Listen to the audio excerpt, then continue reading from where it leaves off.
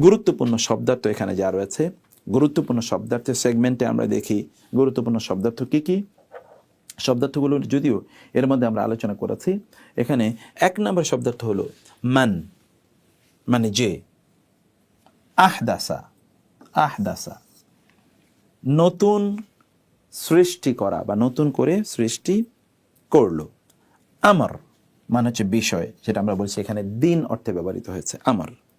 হাদা এই বা এটি। মা মানে যা, মা যা। লাইসা নয়।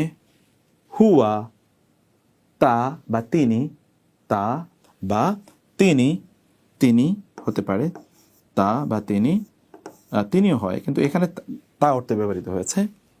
তারপরে আমরা যে শব্দটি দেখছি তা হলো যে রদ্দুন।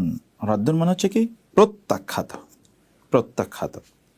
রেওয়ায়েত মানে হচ্ছে বর্ণনা। আমরা বলি এটা কার রেওয়ায়েত, রাবি, রাবি থেকে রেওয়ায়েত এসছে।